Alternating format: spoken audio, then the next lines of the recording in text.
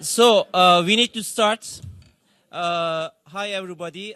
Welcome to the session of UN Habitat on cities and climate change. Welcome to UN headquarters, and I hope it will be a very fruitful session. I'm sure because shortly I can say a few words on the moderator of the session.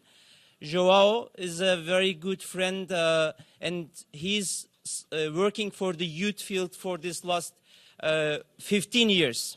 And now he's responsible for some peace projects in Somalia.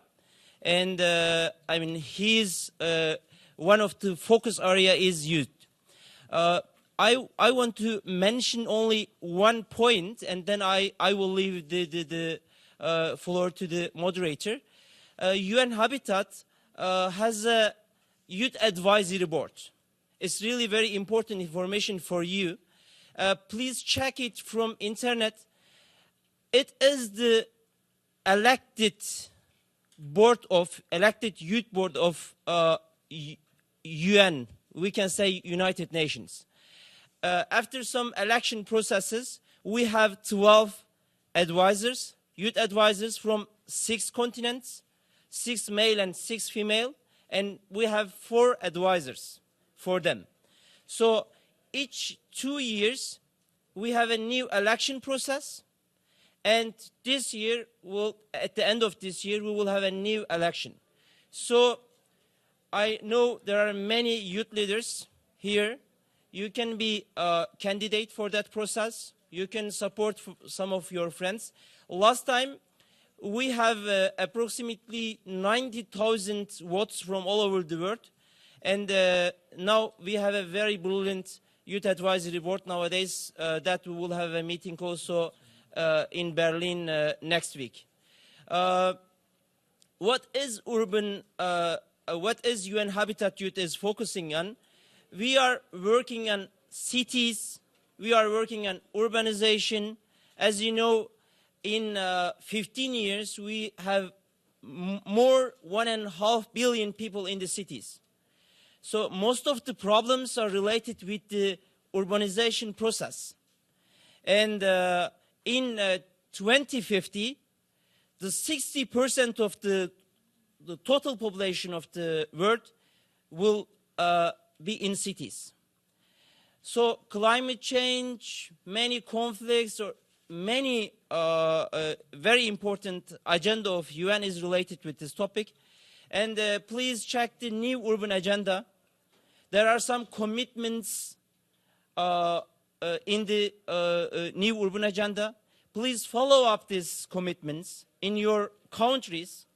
And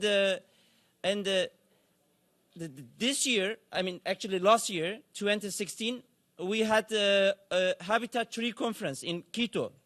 And the new urban agenda was adopted by the world leaders after the Habitat 3 conference. So it is the time to act, and there are many opportunities for you in the field to start some initiatives on the cities and the youth, on urbanization, etc. So I hope it will be very fruitful panel side event for you, and I am leaving the floor to Joao. Thank you.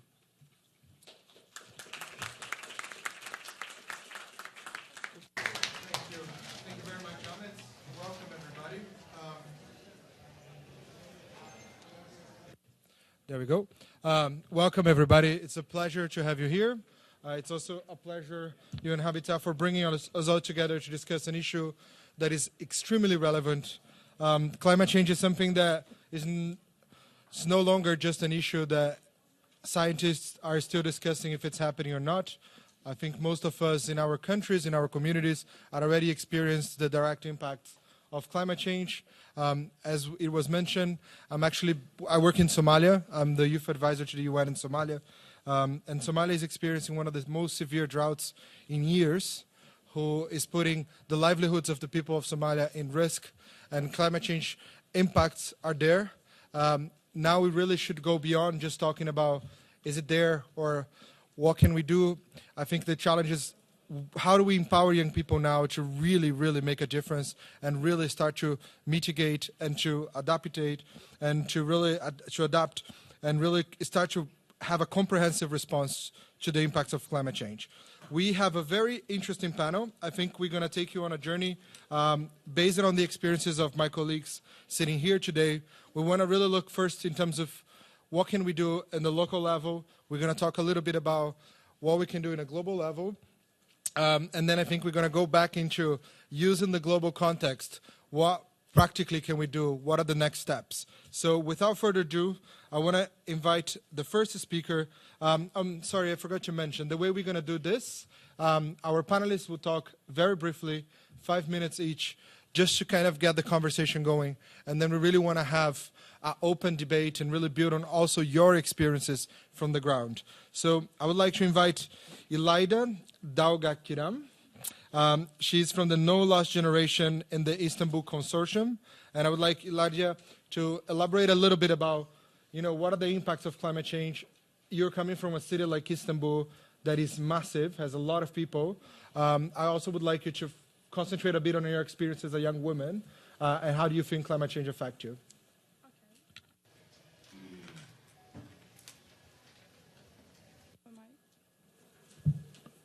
Okay. Hello, everybody. First, I want to start with a question, like who will create the change on the climate change? Like who will create the difference? I have a story from my country, Turkey. There is a woman. She is living in a very small village. It's a very small village. He has no experience of education. She has no experience of cities. She's a woman from a small village, as you understand. And one day, this woman decides to go to Germany for a wedding ceremony of one of her relatives. And there she saw the solar panels on the roofs of the houses. And she asks, the purpose of them. When she understands the advantages of the solar panel, she decides to bring them to Turkey, into her village. And after a lot of efforts, now she is producing all the electricity needed for her house in her with her own solar panels. And now she's saying that she wants to make them more popular in her village, and after selling the excess electricity and gain from it. The reason that I'm telling this is to emphasize the power of every caring person on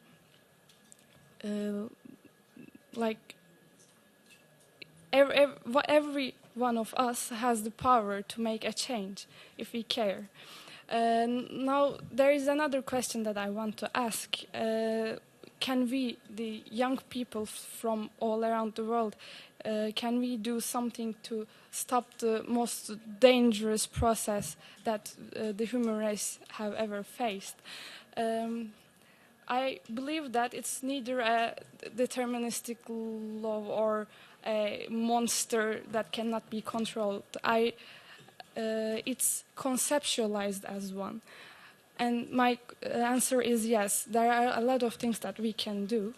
And to act, we have to define properly the causes of this change. I want to remind that today 54% of the world's population live in urban areas, and by 2050 this proportion will increase, expected to increase to 7 out of 10 people. And what does it mean to us? It means that hundreds of millions of people in urban areas across the world will be affected by rising sea levels, increased precipitation, frequent storms, periods of more extreme heat and cold, etc. And the ones who will be affected from these changes are the same with the ones who have responsibility on it, and who are they are same with the ones who consume the energy. So as the effects go wider, there will be no one that are not affected from it. So it's our responsibility to raise the awareness. And urban areas are not only the victims, but there are the agents of it, with expanding energy demands for heating, cooling, lighting, transportation, industrial processes, telecommunication, etc. And there are a lot of possible measures to take individually and also governmentally to have a healing effect on the climate change. And to emphasize the urgency of the situation, I want to share very powerful statistics from World Meteorological Organization. In 2015, there were approximately 20 million new displacements due to weather, water, climate, and geophysical hazards in approximately 120 countries, and that number is more than twice the number of people displaced due to human-related conflict and violence. I think this is a very powerful statistics. And these 20 million people have a huge potential to raise the awareness of the people who still ignore the increasing destructive effects of the climate change. And on the other hand, there are approximately 1.8 billion young people between ages 10 and 24. That's to say that there are more young people than ever before. So I want to return to my first question, or second question, like what can we, the young people from all around the world, do something to change, to prevent the worst? And my answer is yes. I sincerely believe that we can and we have to. That's all. Thank you very much, Elida. I think you're touching some very important points. I think we are talking about, we are leaving the largest youth generation. Imagine the potential of all those young people out there actually joining forces to really tackle the challenges of climate change. I think that leads perfectly into our next speaker, who is somebody that is been working a lot, trying to basically bring all those young people and the youth climate movement together. I would like to invite Tim Damon. He is the Youngo focal point from the north. And I think it will be interesting, Tim, before you talk about your experience, I think it would be interesting to also explain to everybody a little bit about Youngo. And I know how many people are familiar with the youth constituency in the climate process, but Ting is the perfect person to brief you guys. So if you can spare a few minutes to just bring people into the climate movement, that would be interesting. Thank you. Of course. Well, thank you. And thank you, everyone, for joining us. Just to clarify, I was the Youngo focal point for last year. So we now have new focal points each year. But in that capacity, I was the interface between Youngo, which I'll now explain, and the UN process of the climate negotiations. So there's what we call the International Youth Climate Movement, which is essentially a loose organization. Any young person anywhere in the world who cares about climate change can self-identify as part of that global movement. But then where that global movement officially intersects with the climate negotiation process is through this constituency, Youngo, for youth NGOs. And it's there alongside many other constituencies, one for women and gender, indigenous peoples, farmers. Relevant to this room, there's one for local governments and municipal authorities. And so Youngo then is the official vehicle by which the voice of any young person gets into the UN process. It's the way we get our interventions to the floor, make submissions, etc. So in my capacity, I was the go-between for all young people in Youngo and the secretariat and facilitating all of that process. which may not sound like a lot, but it's basically is a full-time job, and you get brought into all kinds of the drama and challenges associated with being a young person trying to engage with the UN, trying to grapple with climate change. So, if we want to talk about engaging as young people at the international level, it's difficult because, first of all, you have to have funding and access to the meetings. You need accreditation to get in, barriers which, especially for young people coming from the global south, make it a large underrepresentation of them. And this is something that Youngo still struggles with, even though we strive to always be as inclusive as possible. And that can maybe be a good segue to a subsequent presentation where we can mention some of the efforts that we're taking to address some of those challenges. I'm happy to also field questions on them. But, it's interesting to think about what is the role of young people once they do get access to these negotiations. One answer is that we're there to put pressure on the negotiators as the generation with the most future of dealing with climate change, and to provide more of that energy. But also, a maybe less appreciated role is that young people actually are agents in the advocacy and the policy and the shaping of things like the Paris Agreement. One example is that we were able to get intergenerational equity recognized in the Paris Agreement, which is the first time any international legal document has recognized this principle. And it then directly relates to things like if you've been following the court cases in the Netherlands or out in the Western United States, young people actually suing their governments for failing their responsibilities to protect them from climate impacts. So that's a general overview of kind of like the different aspects and ways that young people can engage. I'd much prefer to hear what questions you would have to learn more about that than to belabor it. I'm more of a Q&A kind of guy, so that I'm answering what's most relevant to you. But we'll see where things go, and thanks again for joining us. Thank you very much, Jim. We heard about Youngo, and that's one way of engaging. But we're also very lucky to have today Dominique Souchet, who has the pronunciation of the surname. But Dominique has a very interesting experience because she is a climate activist from Canada, a youth activist, but she actually attended one of those climate negotiations as a delegate representing a country. She was not representing Canada, she was representing Seychelles, but I think it would be interesting to hear a little bit about your experience as a delegate, and also why were you representing a different nation? Thank you for that, and thank you. It's a pleasure to be here today. So I'd like to start by basically saying that I'll be talking about my experiences today as a Canadian youth advocate, but also as a member. Actually, I attended two COPs, so COP21 and COP22, as a member of the Seychelles delegation. I was very grateful and very privileged to do so, and I'd also like to make a special shout out to the Ambassador Ronnie Jumeau from the Seychelles, who is here today. Hello, Ambassador. So what I'd like to actually focus on, and like Tim, I'd like to keep it brief because I want to hear from you, but is really to drive home the point that for youth to really be empowered, and I think all of us here are here because we think that we have the power to change, and we do.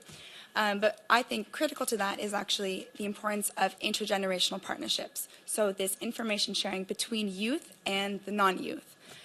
So to sort of reflect on my experiences, so my first COP, Conference of the Parties, was a few years ago. It's actually where I first met Tim, I think 2013, I think it was, where I was part of my university delegation. So I'm a student at the University of Waterloo in Canada, and we were part of a student delegation that we had organized ourselves to go to COP.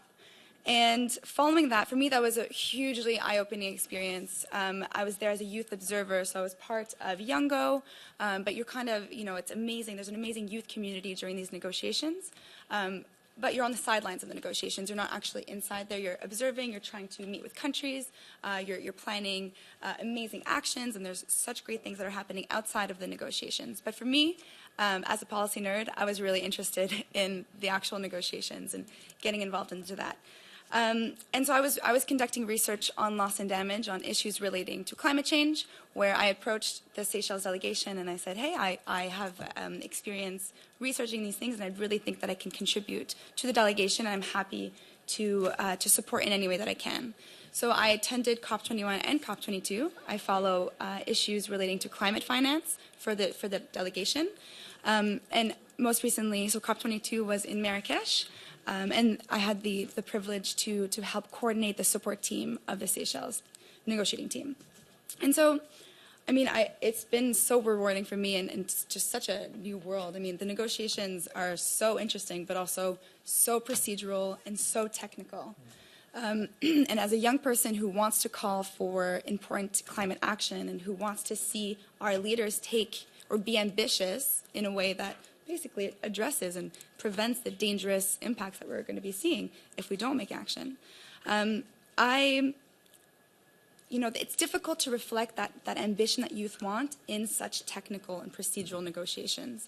And so that's something that we all sort of struggle with, and it comes back down to the question of how can we create better spaces for youth to be active in these formal processes. What kind of further intergenerational partnerships, or sort of what are the key elements to make sure that we're on equal footing with the non-youth who have been in government, in those processes for years. And so I think I'll leave it at that for now, and I'm happy to answer any questions, and I'd really love to hear from you in the sense of, how can we make space for ourselves in these very technical and UN level processes. So thank you, and look forward to your questions. Thank you very much, Dominique. Our next speaker actually going to build on both your contributions. We are very lucky to have Miroslav Posner here. Poser. Yes. He is the Secretary General of the International Association for the Advancement of Innovative Approaches to Global Challenges, which is very relevant to the global challenges presented by climate change. Miro is a very, very known person in the youth constituency. He's been an incredible ally to both Jungo, but also to the Major Group for Children and Youth. So he's a very familiar guy to the youth cause. So without further ado, Miro, all yours. Thank you very much, Joao. Thank you very much to UN Habitat for having us here. So it's a commonplace. Climate change is big. Young people have a lot to contribute. But then the question is how we go about it. How do we really build the structures, the global structures and the local structures that young people like you and your fellows in your hometowns can really engage in a meaningful and rewarding way. And there is where our organization comes in. We are building a multi-stakeholder partnership with UN Habitat, with UN Women, UNESCO and other UN bodies, but also with youth organizations, with Jungo, Tim's organizations, with Climates and others. And we are building a partnership for institutional and technological infrastructure that makes possible local action that is globally recognized and that also receives financial resources from the global level to get empowered.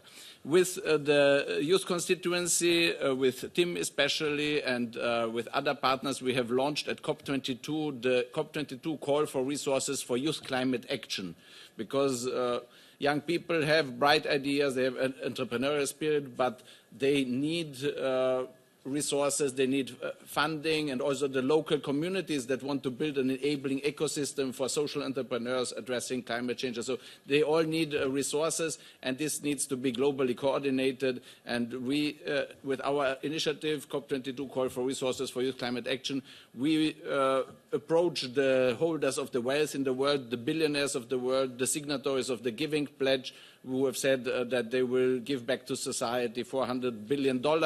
And we want to establish the connection between these pots of resources, philanthropy and also Green Climate Fund. There will be $100 billion every year from the year 2020 onwards for climate action in developing countries. But for young people to access this, there's a need to have intermediary structures, and that's what we are working on. And we will have another meeting with UN Women on Friday, the 3rd of February, 1 till 3 p.m. there on 42nd Street. You are kindly invited to join us there. We will work there on an open letter to the resource holders of the world, calling them to channel resources towards youth empowerment for climate action. And a very important instrument and flagship initiative that we have also is our Global Challenges Youth Music Contest. Perhaps you have heard about in the context of COP21. We've had it together with UNESCO and UNFCCC. We ask young people to submit produce music video clips with the vision of, with their vision of a sustainable world which works together on climate issues and others. And then we bring the winners to these big UN conferences. And this competition and the TV show that we are planning in this context shall also help to mobilize resources. And we want to be the partner for global youth to really take climate action, and we will provide everything that is needed if we succeed, but let's say we will succeed. Thank you very much, Miro. I think it's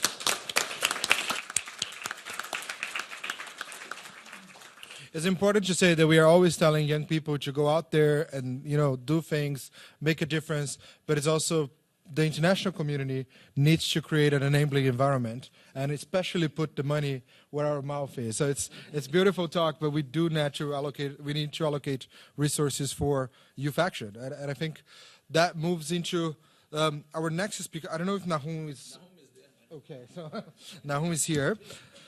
Yeah, please, just bring a chair here. And we can.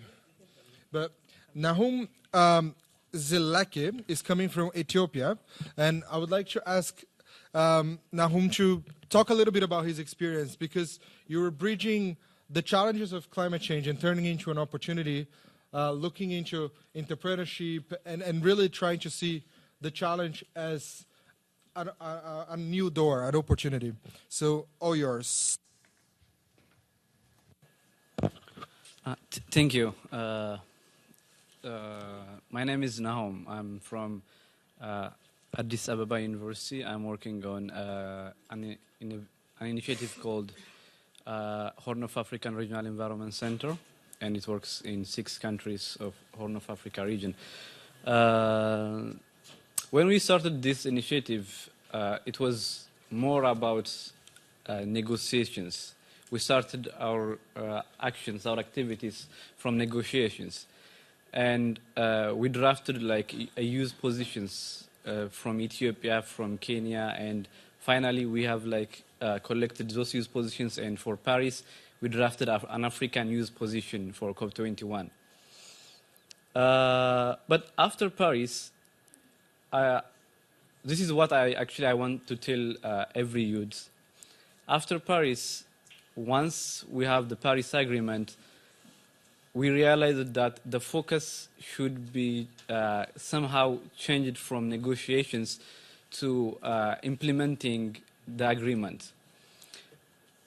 Still, we are continuing our negotiation programs, but I personally is not interested so many youth to be involved on negotiations, because negotiations is not about having so many youth on the meeting. It's about having few good youth who can speak for the youth, who can speak for the government, who can speak for the relevant issues of climate change.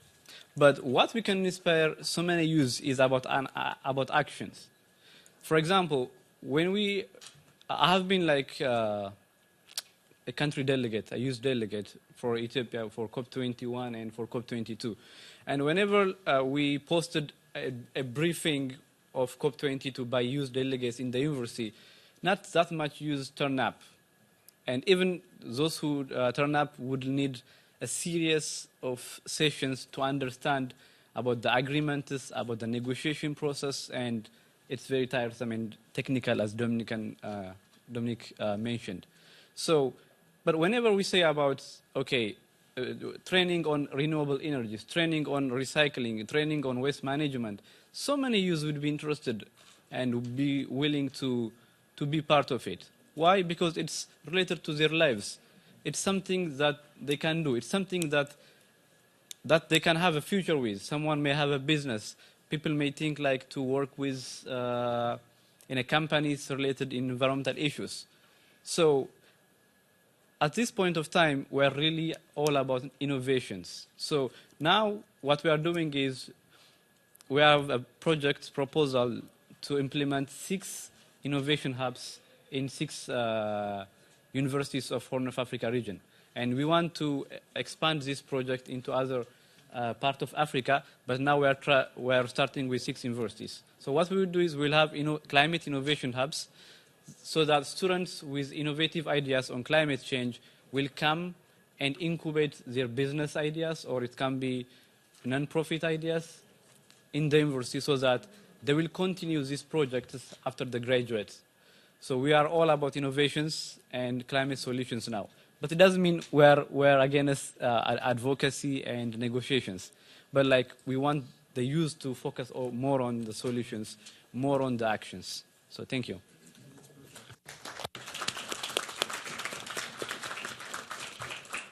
Thank you very much, Nahu. I think it's a very clear message. We need to move beyond just talking and really start doing. And I think that's the challenge with the implementation. So we heard from our panel. What we want to do is really to open the conversation and really we're quite fortunate to have so many different experiences, but I'm sure we also have many different experiences from the ground. The floor will be open, but I really want you to think a little bit about those questions that were posed throughout the panel. What can we do, but also how can we do it? And if you have some practical experiences that you can share with us, please do. The floor is open.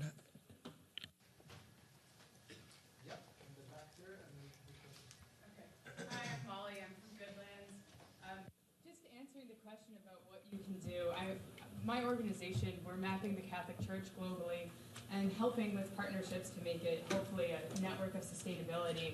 One of the things that we've done is created the first jurisdictional map of it in history. It's also the first map of any major global religion in history along its own boundaries rather than geopolitical. And I'm interested in talking about solutions that step beyond the geopolitical, especially as increasing populist movements and nationalism render these systems relatively dysfunctional in the face of climate change. And how can we think about other geographies like meta-states and having almost what you could say, imagine the Earth as you have your countries, but then you can have meta-jurisdictions where people get together and function within those areas. So I'm interested in hearing if anybody else has taken that approach with an institution that has leadership in those areas for 2,000 plus years or less than that, even just 2 days. So that's kind of what I'm interested in hearing a bit more about. The second question I have going back to, so that was more of an answer, is when do we say move to people? When do we stop investing in climate programs and mitigation and remediation and we say it's time to move because your area is going to be unlivable without significant infrastructure input, and how does the United Nations plan to deal with that influx of climate refugees and with supporting people to make those tough calls when they do say, we shouldn't invest $200 million in water infrastructure here because it will be rendered useless in a couple decades. So. Let's get about 3 questions and then we get the time My name is Michael Gunn.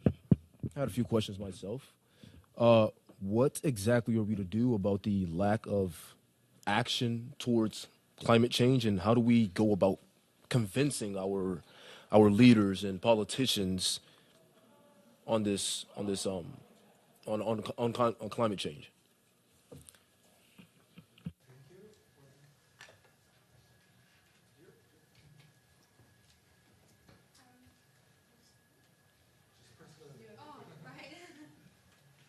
So I was just wondering, it was actually kind of specifically aimed at Dominic, I guess, around you talked about intergenerational support in communities and making progress through everyone working together.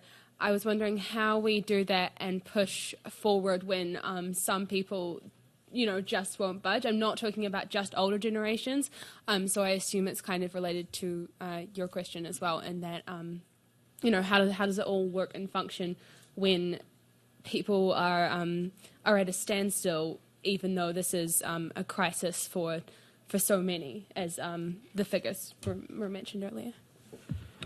Let's just get a few more so that we can try to get as many people speaking. I see a hand here, and then one there, and then in the back. So like 3 more, and 4 here, and then we do a round. So can we start here? Yeah, my name is Ishan. I work with the city and the school, and what I really want to do, I really want to push for is solar panels in some buildings.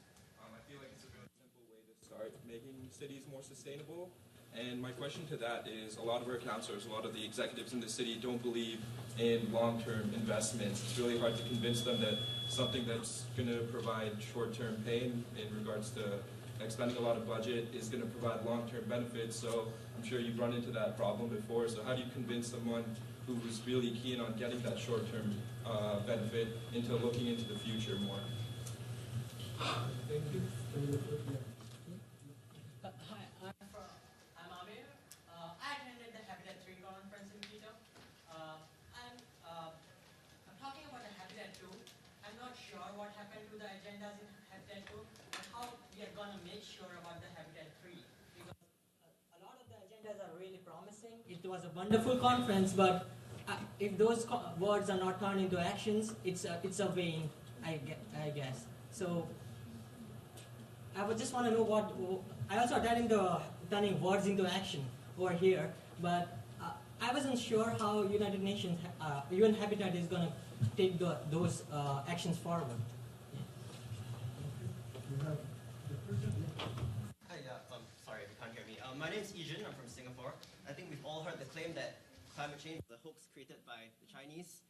Personally, I believe climate change is real. I believe it's a threat. But I think one of the main things that I'm concerned about is, this idea that science has become political, that climate change has become this, this notion that is damaging to economic competitiveness. And we see this as well in countries that do believe in climate change. The fact that in my country, I won't say who, but one of the ministers once said, either climate change will kill us or our climate change policies will kill us. And it's this notion that economic competitiveness will be affected because of climate change policies, and we do see that. And I think one of the main points I'd like to raise perhaps to the panel as well is, what are your views on this idea that climate change policies are more economically affecting towards developing countries rather than developed countries? And what are your views perhaps on this idea that climate change is now a partisan or a political item? And what can we do about dealing with that? And before I close, just wanted to raise something from Singapore. So some of the firms in Singapore, what they do is that they take horticultural waste, when you cut trees, leaves and stuff off, and they turn it into fertilizer. And that's, part of how do we then make climate change mitigation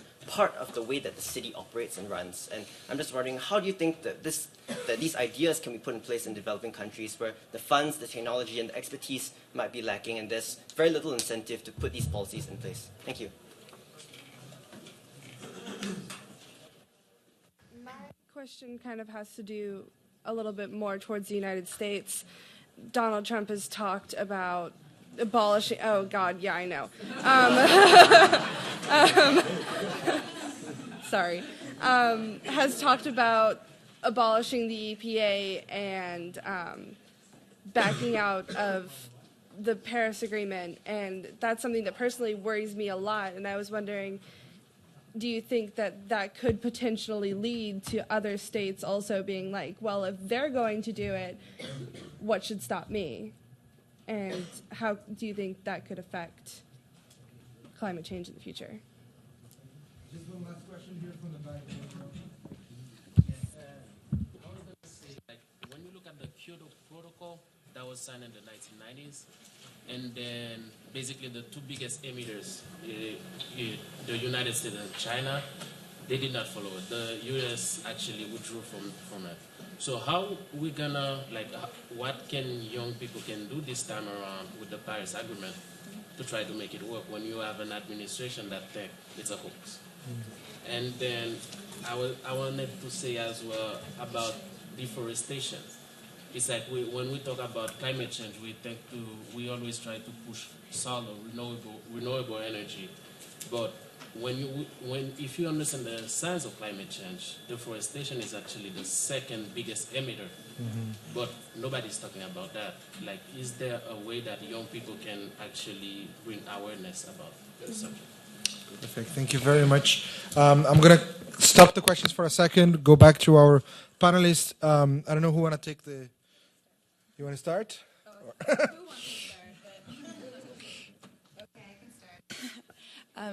Hello, yeah. So first of all, amazing questions.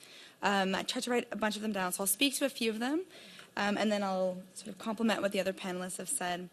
So first and foremost, I'll respond to the question that was directly to me. So basically, how do we work together? How can we ensure intergenerational partnerships when there are many people who, and many actors basically, who will not budge and who will not move? It's a great question, and it's something that, especially in the youth movement, I'm pretty sure since forever, it's been a very big challenge.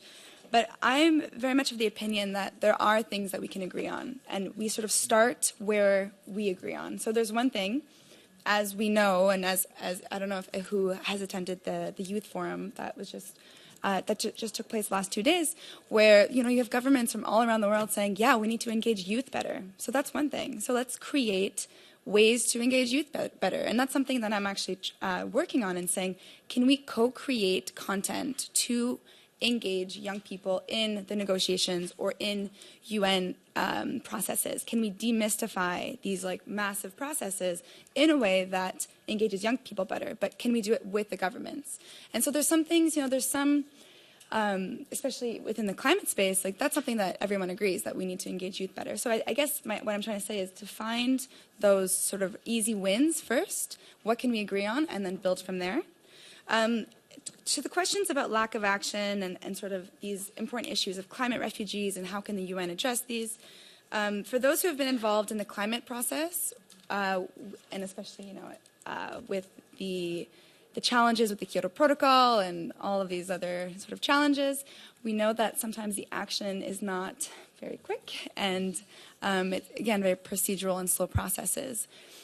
That said, when you talk to the youth who are engaged in the COPs or outside who are part of the international climate youth movement, these are the discussions that we're having. We're saying, how will we be able to address the climate refugees? How will we be able to address these issues that the UN is not at a point where they can address in their consensus building process? So that's why I think that the better engaged we are, or sort of the capacity building that's needed for young people to engage in these formal processes, that's when we'll be able to inject our innovation and our ambition in a way that we address these tough questions that so far have not been addressed in these formal processes. A few other things. The science is political, sort of a mix of the questions between the current situation. I mean, I'm Canadian, so we have our own challenges. But so Tim and I were actually talking about this in the sense of, and same things with some of my Mexican friends, and this past year, our leaders, so Obama, Trudeau, and the Mexican president, who I forgot his name, I'm sorry, they met for the North American Leaders Summit, and they were all like, it was a great sort of conference to show their joint leadership. And Tim and I were thinking, we're like, well, when we speak to our youth friends from around the North Americas, around the world, we still want to work together, and we are still wanting to build those bridges. And so I guess what I'm trying to say is, let's focus on connecting ourselves and facilitating that information and that action on our level.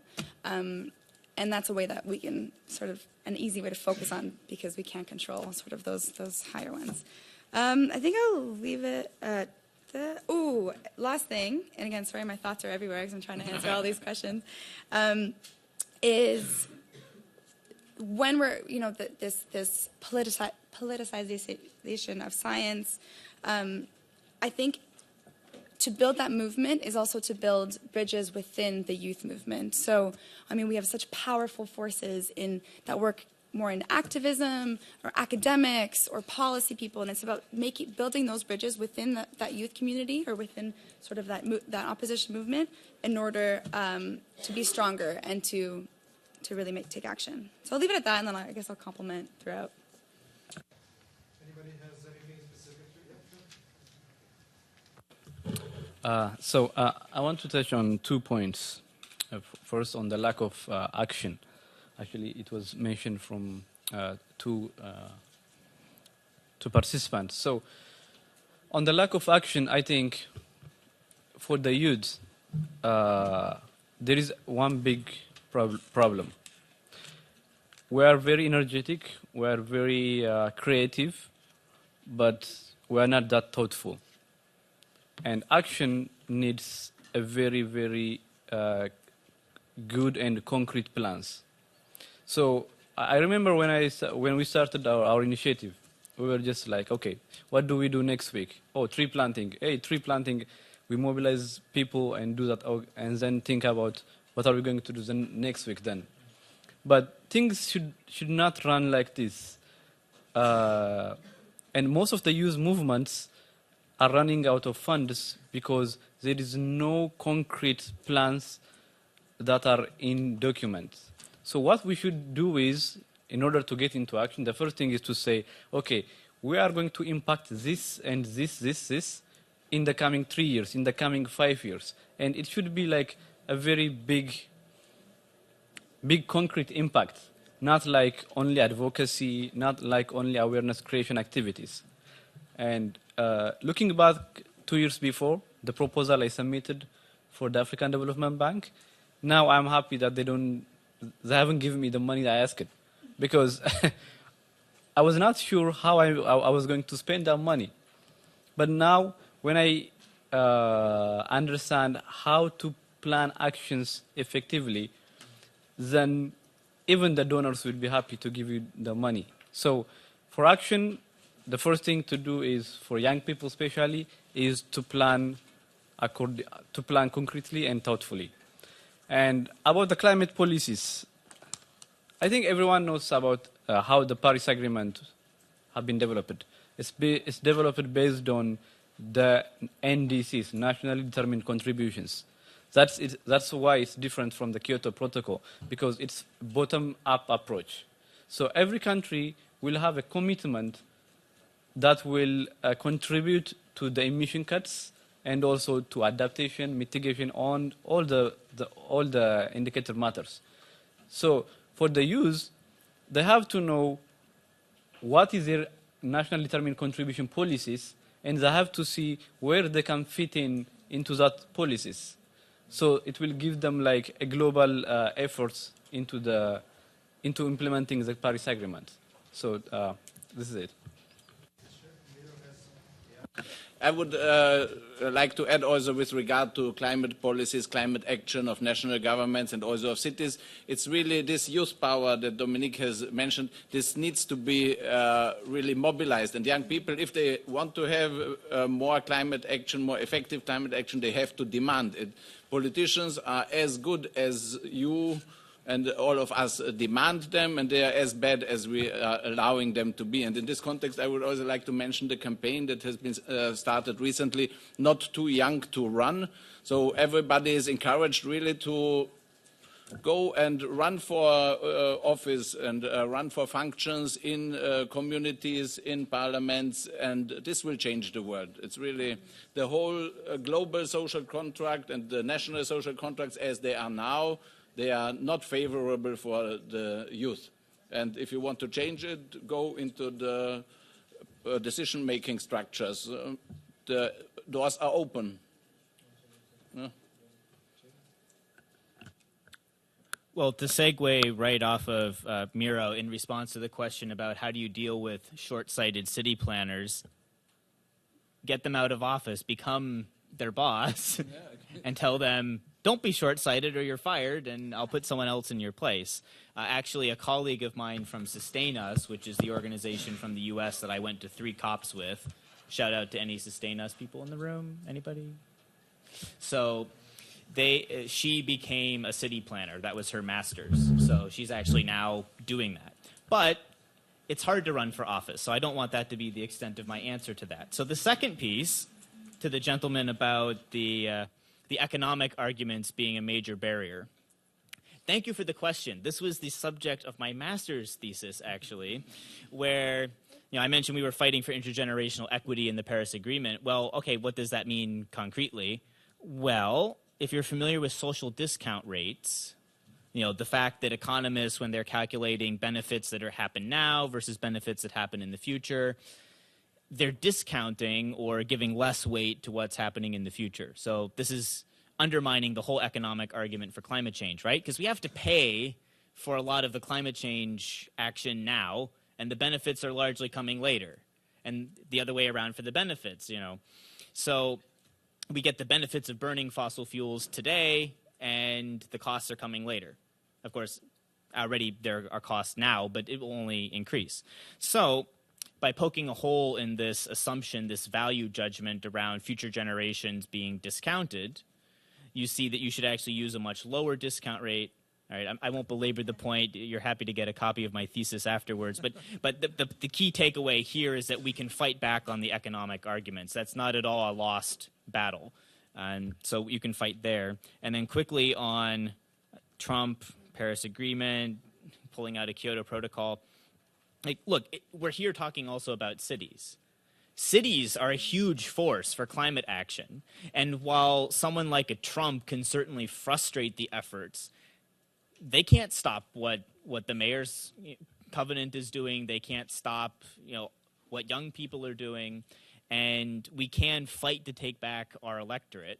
And that's why one of the key things is education and awareness raising, because all of us in this room, we're inside the bubble, right? You know, we know about this. Do all of our friends even know what the SDGs are? Were they following the Paris Agreement? Probably not all of them were, right?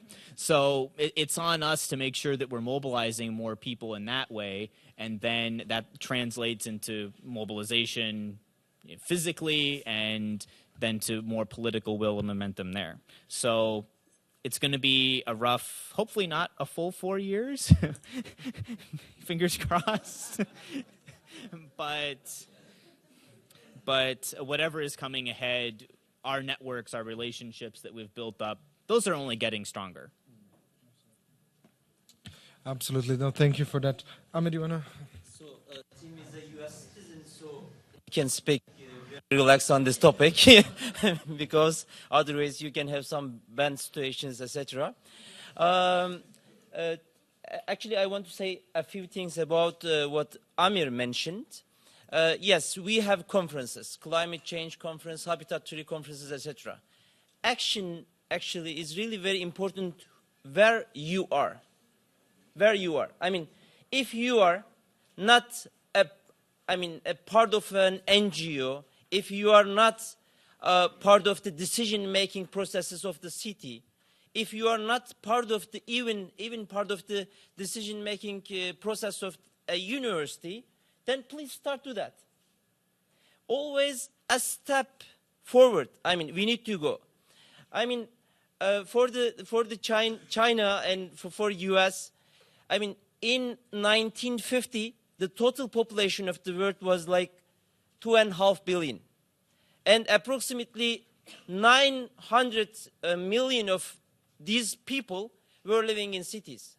And in 2050, we will have more than 9 billion people, and approximately 6 billion of these people will live in cities.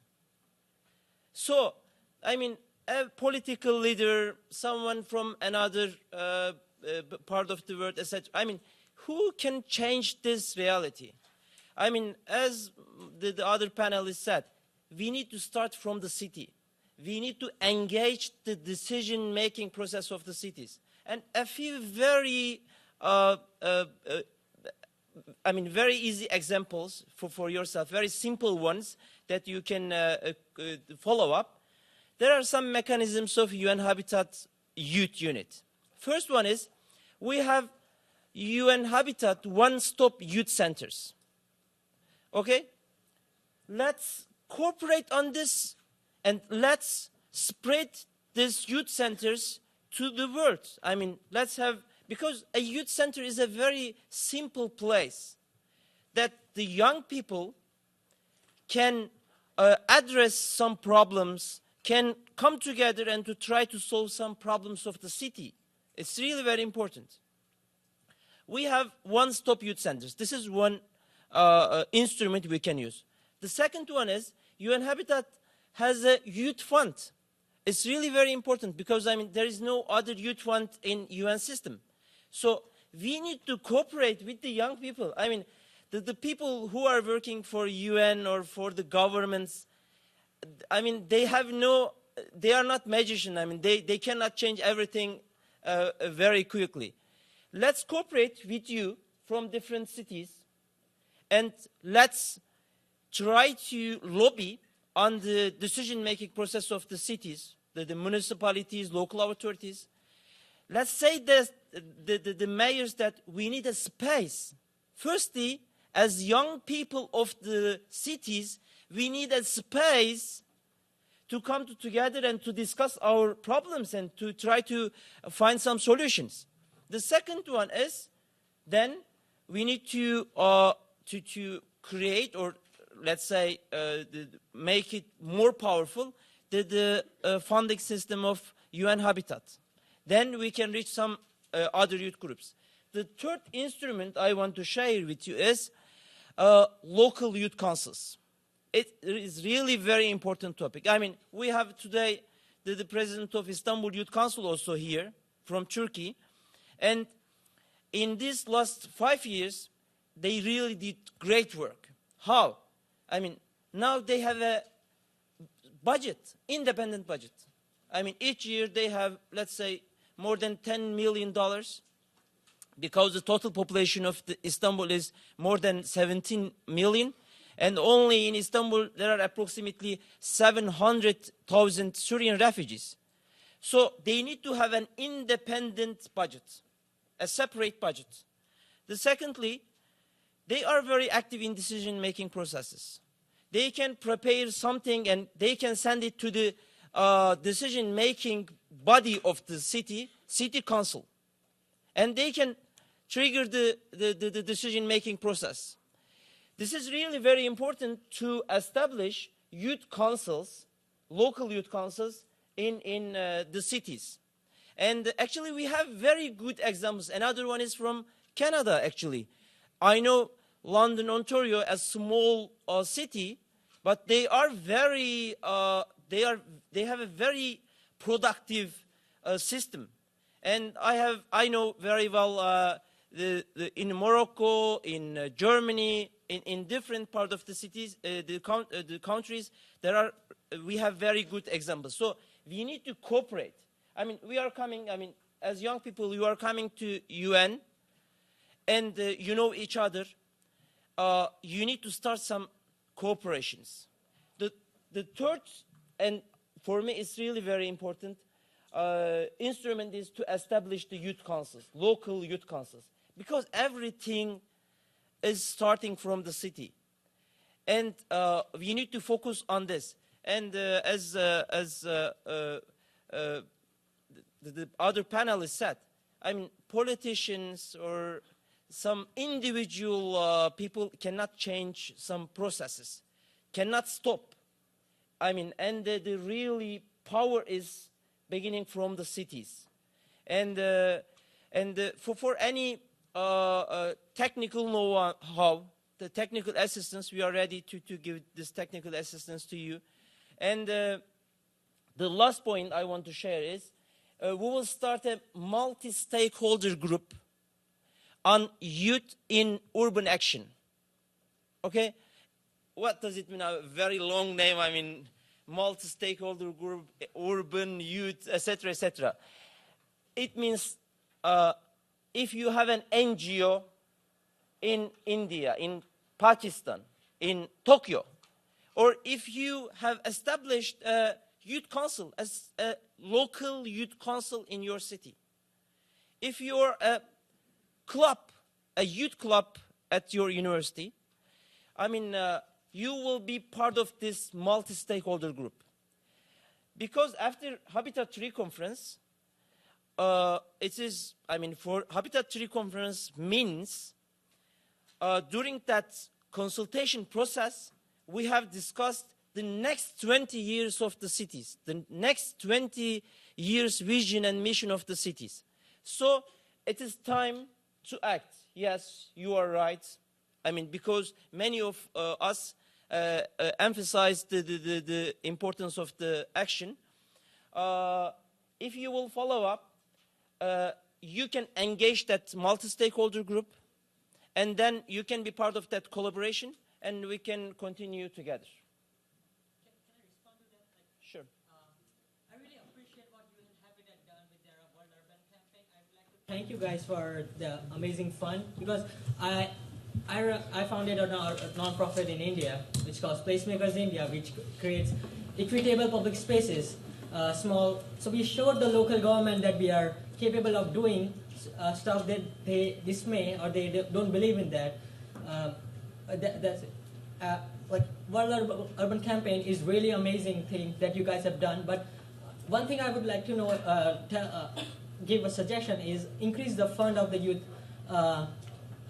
engagement fund which you're talking about, because I feel it is very little, and most of the approach what UN Habitat is doing is a very top-down approach.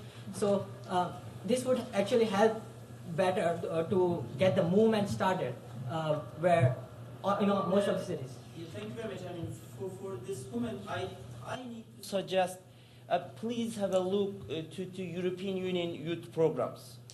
I mean, it is amazing, and with very small fundings, because at the end of the day, with these small fundings, you need to show the decision-making body of the city that youth can change something in the city. And if they will see this, I'm sure they will continue to support you. And you are right, it's really very difficult to convince the politicians. Sometimes it continues 5 years, 6 years, but no give up. I mean, we need to continue. So sorry. I'm just aware of time, and we have about 20 minutes, and I really would like to open the floor once more. But we heard, I think the first round had a lot of questions. I'm also very curious to hear some suggestions in terms of how we can move forward. So, yeah, we have somebody in the back. In New Zealand, basically, we use a lot of geothermal energy in New Zealand because of the wind farm, and it works fantastically. However, the nature of wind power is changing because with increased ocean acidification and the nature of the carbon cycle, winds are being affected, and certain countries that rely very heavily on wind power as their most promising source of renewable energy are going to be facing trouble in the future. And a lot of our carbon change is based on long-term investment and how we can do things in the long term. But seeing as the actions that we've created are now affecting renewable energies as well, how can we then address this on a whole? And another question as well, sorry. Copenhagen as a city, over the last 4 years, has had some of the worst flooding it's ever seen. And we were there just recently, our delegation, talking to the city of Copenhagen and the state of Green, and they talked about having more open green spaces in cities that act as absorbing water during floods, like grassy areas and so on, instead of investing in tearing up the city and putting in pipelines. What's your opinion on the more greener approaches that don't disturb as much, do just as good, but perhaps in the future couldn't deal with the massive changes we expect with climate change? Thank you very much.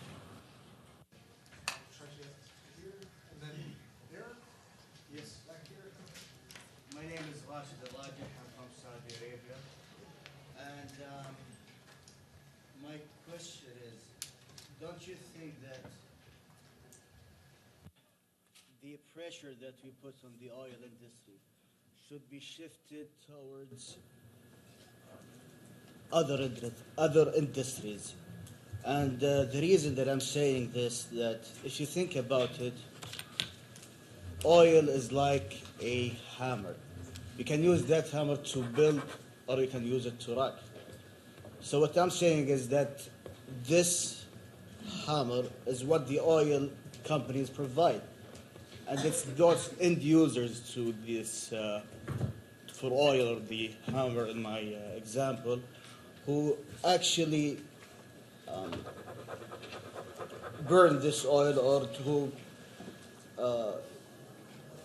provide these emissions into the air. And the second reason that I suggest this is oil industry is evolving.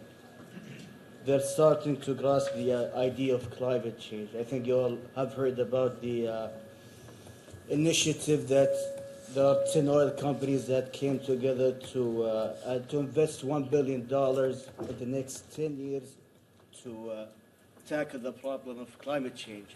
So since the oil industry already knows that, or grasp the idea of climate change, we should move towards other industries. For example, the automotive industry. We should suggest to them or that they should make engines that are more efficient in terms of CO2 emissions. This is just a suggestion, and I'm sure there are other industries that we can look into. Hi, I'm Alison from England and Britain.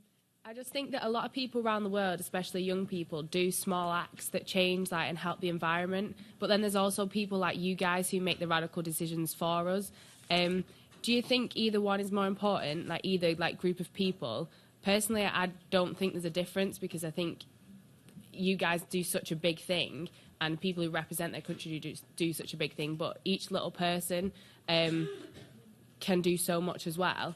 And do you think it's our responsibility, as in people in in this room, to go out and tell the people who don't know about the opportunities, the fact that you can run on all these different councils, and also that they could put that little idea that they have into action? Or do you think it's more maybe the governments or like more with the media? Like whose responsibility does it lie, or is it a bit of everyone kind of mixed together?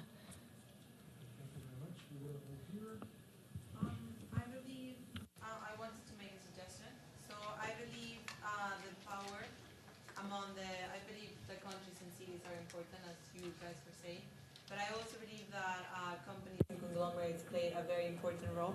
So I think the power among conglomerates should be balanced, so the countries and the communities can regain their presence and their authority and power against their own resources. So they can also make a suggestion and decision of how they use it and how they impact the climate. For example, I'm from Mexico, and it's what's happening with the oil in Mexico is very bad.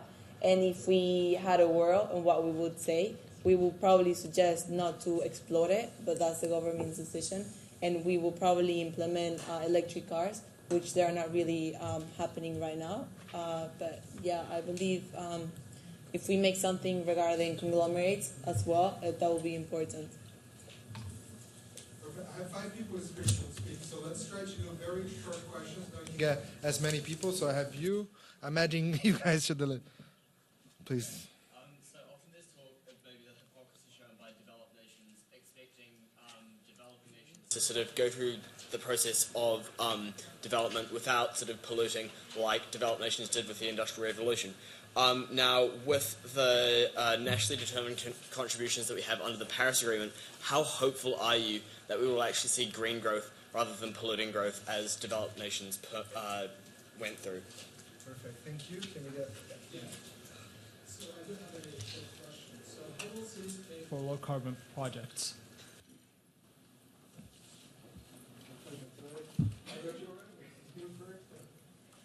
I hope everyone can hear me. I would just like to ask about what you do with advocacy as well as when you're dealing with actually the initiatives you're doing on the grassroots level. Have you evaluated, I know recently Margaret Chan was talking about the argument of healthcare, because that's actually going to be one of the hugest, I wouldn't call it an industry, but aspects that's going to have to bear the brunt of climate change and its effects, because they're going to have to be they're already dealing with it in terms of things like when you have like a heat wave and you have dehydration, people dying in their houses, or you have malnutrition, people dying from droughts and things like that. So how effective is the argument, and how can we continue to use that, especially for developing nations? And again, he actually alluded to the question I wanted to ask.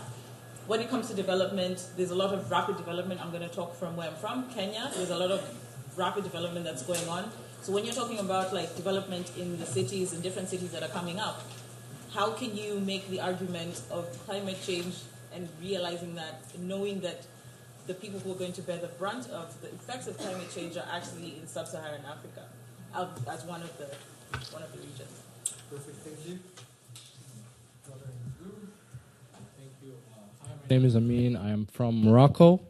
And I've been working in South Korea in an organization that was supported by the UNDP on Habitat and UNESCAP. We worked on safer cities, usually like sustainable urban development in Asia Pacific. I want to give first a suggestion, then followed by a question, actually. So in a lot of situations, we see the youth trying to like, very ambitious youth trying to like put up for like very ambitious projects, such as like installing solar panels, for example. But I wanted to point out that we have to start, even with a low budget, we have to start very small. Like sometimes even like creating bike lanes to like encourage the use of bikes instead of like cars, or like separating garbage, can convince our government that we are willing to put up more effort and like convince the governments to increase our funds. But my question is, as youth, like we try to approach our governments and we try to like convince them that this is what we do, what we're doing will benefit them like and us in the long term. But we want like the weight of international organizations such as the UN or UN Habitat to support us in order to approach those governments. Because once they see us, they're like youth clubs, they just see like local people trying to address problems, and we're usually neglected. But with the support of like international organizations, if we put up the name of UN Habitat in our reports, then it has a heavy weight. So I wanted to ask if there is any way we could get the support or like of organizations in order to like collaborate with us to approach our governments. Thank you.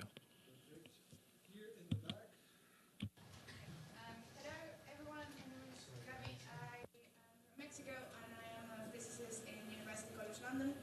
And for the past couple of years, I've collaborated with Engineers Without Borders and my uni to lead international development projects focused on engineering. So I have a question related to science, to the panel. What paper do you think science, technology, and engineering play in the fight for climate change? And about implementation, which approach do you think technological development should have from now in order to be able to fix the effects we've seen already for climate change? There in the have your hand?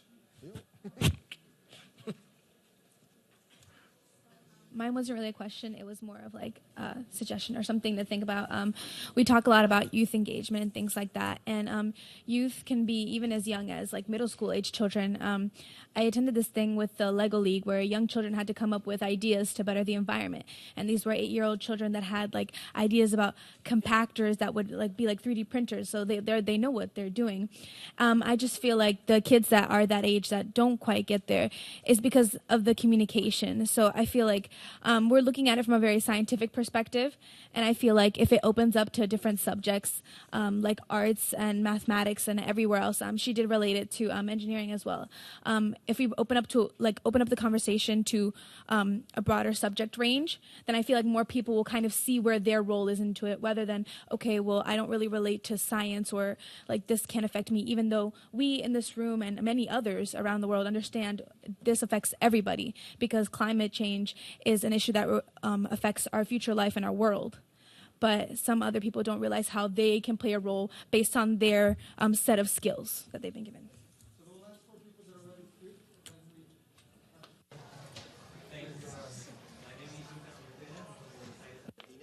I work with young entrepreneurs through JCI, which is a network of citizens around the world. I have one question and one suggestion. The question is about the cleavage which is between the rural areas and the urban areas. We have achieved a status of youth ready to get things done in the urban areas. They have a level of consciousness about climate change and the threats, so they are ready to take action and prevent any more possible consequences. In the rural areas, it's completely different.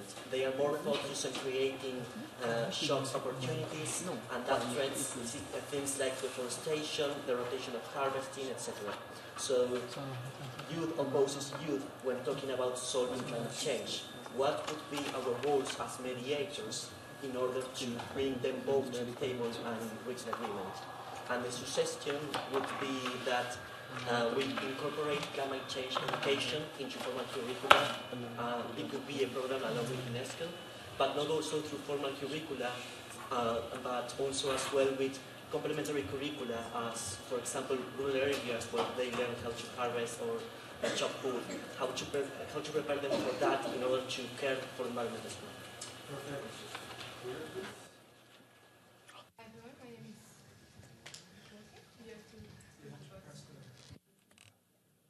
Okay, hi everyone. My name is Jawahar Al-Mahiri. I'm from the United Arab Emirates, and I'm a member of the Emirates Youth Council of the country.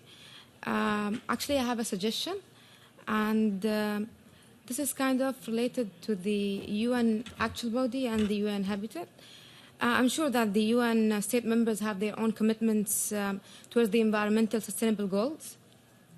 So why don't we come with a platform which is debate kind of platform where the experts and nominated or selected youth from one country comes to a platform here at the UN itself, being observed by the organizers of the headquarters or the people engaged in the environmental related things, and hear the debate related to the concepts or issues being in the country, but where all the efforts being done were from the experts' side, but not incorporating the youth voices. So, yeah. Thank you. So the last two is just here and then here, so that we can get at least 10 minutes for our panelists to close. Please go ahead.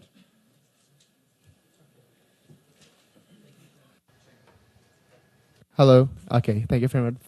Thank you very much for the chance. I would like to ask, actually, I would like to tell you all, this is about the problem that Indonesia facing right now, especially in Bali Island.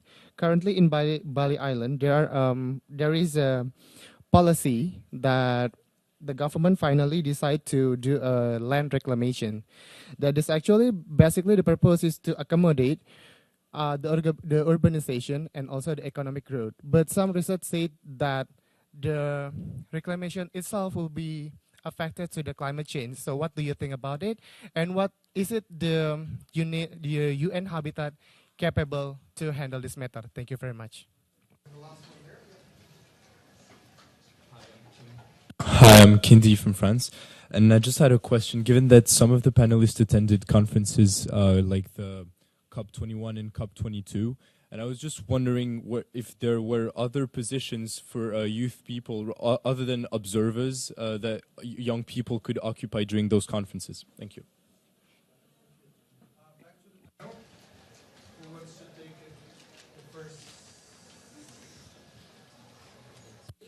Please go ahead.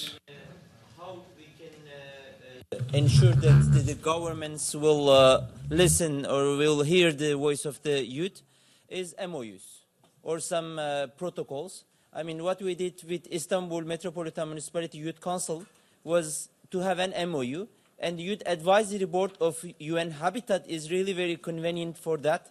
So to start with the UN Habitat's Youth Advisory Board to collaboration, and then to create something and to present the politicians will be very efficient way to convince them. And two conferences this year, one in Bahrain on SDGs, and the second one in Russia in Sochi, again on SDGs and especially the universities, etc. You can follow up and maybe you can look for some funding also opportunities for yourself.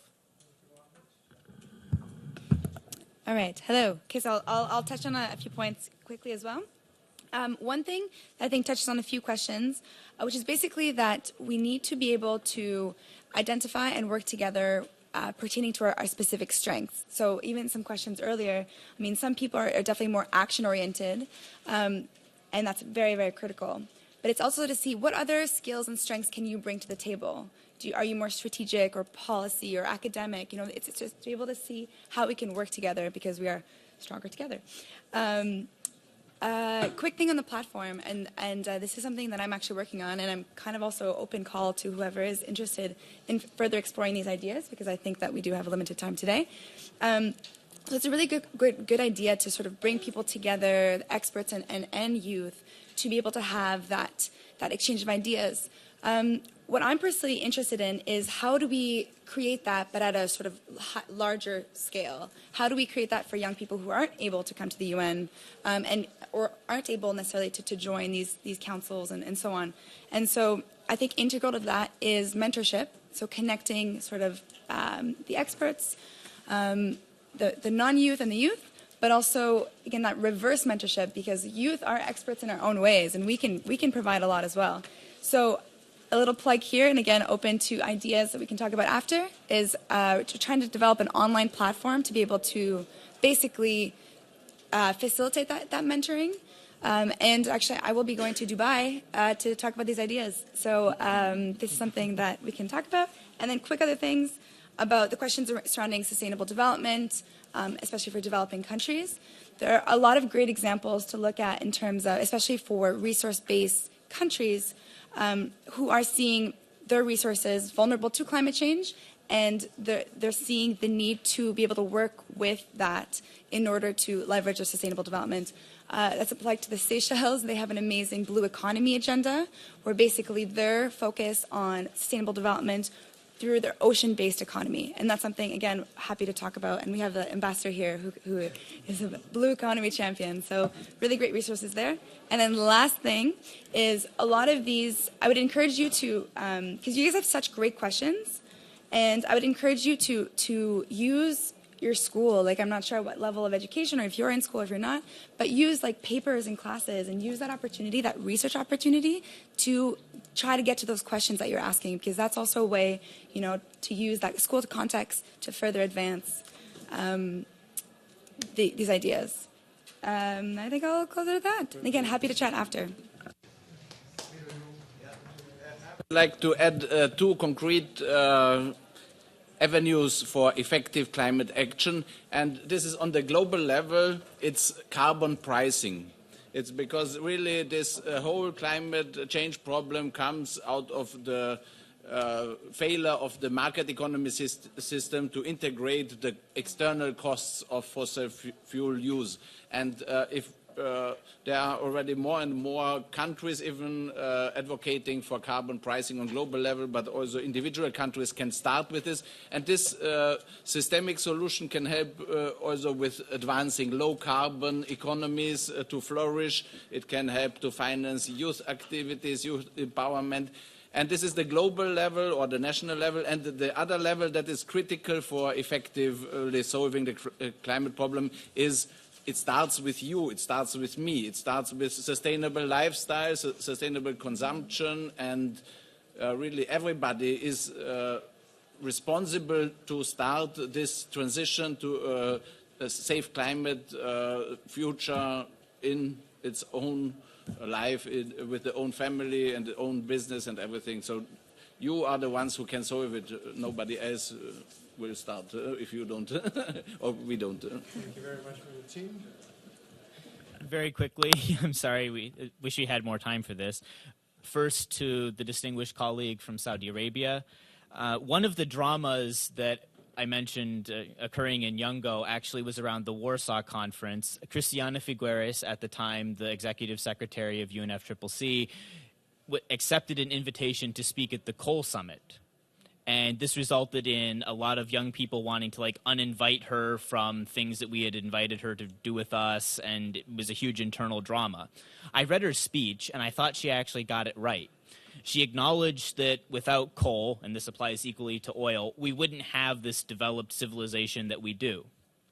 But she challenged them to be the leaders on renewable energy. So I think the question is, what is going to be the legacy of the fossil fuel industry?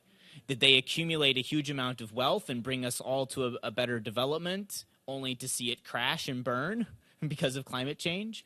Or do they actually step up and do a lot more than $1 billion?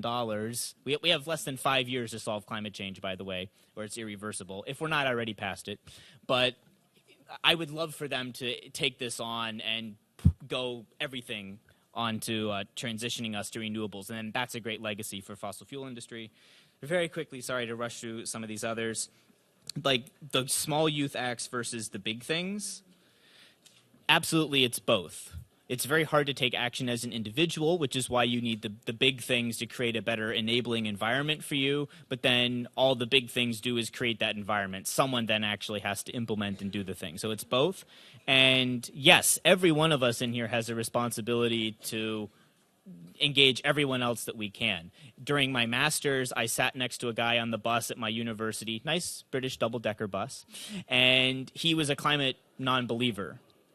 Just in the time that we talked riding into town, I had him convinced that he should look at climate change. He's an international business major. So absolutely you have the power and responsibility to engage people that way. And then just like follow up on how can youth be engaged in other ways than observers. There's youth delegates, which we're trying to expand, so let's follow up and talk about that. And and universities. And again, the question, green growth versus old growth, that's contingent on finance from the developed countries. If we don't help pay for it, it's not going to happen. And final point, youth support from UN, international organizations to youth lobbying.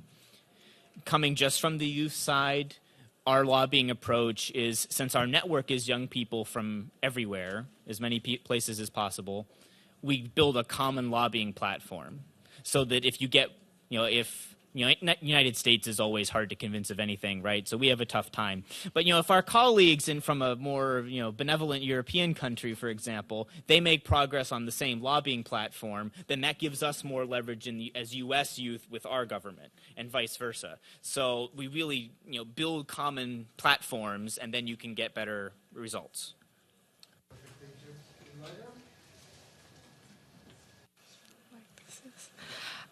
What I want to say is that, like Mr. Ahmed have already said, when you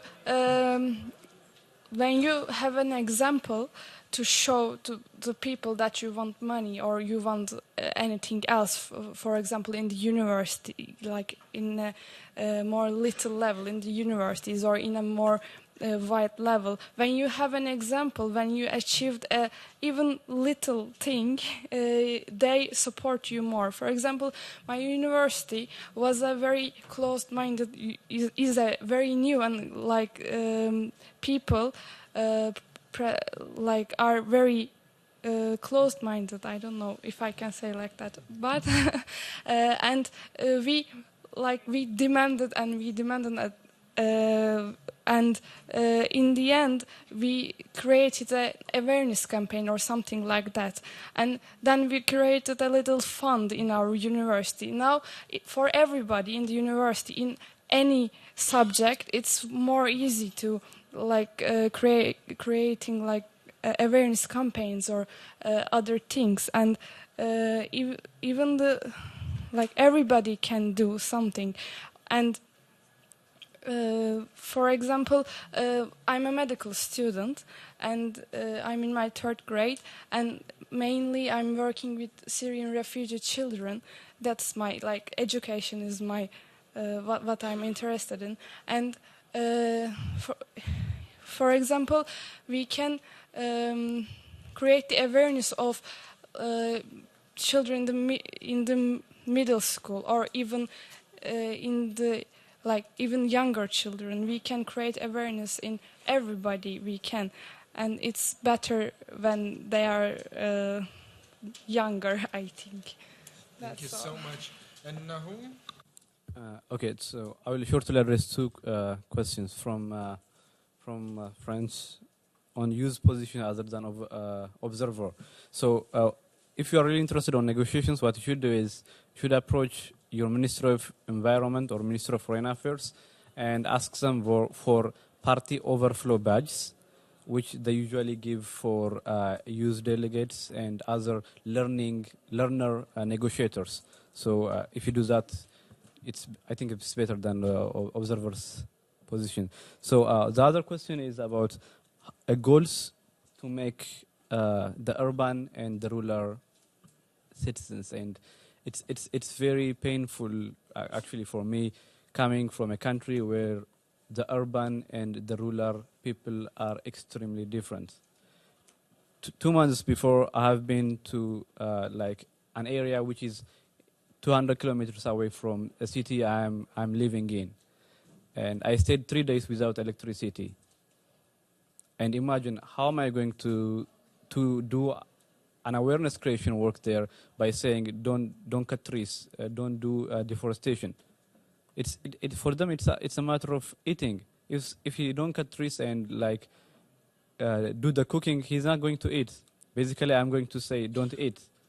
So we have to understand the rural area, the rural people, and try to solve the problem from the source.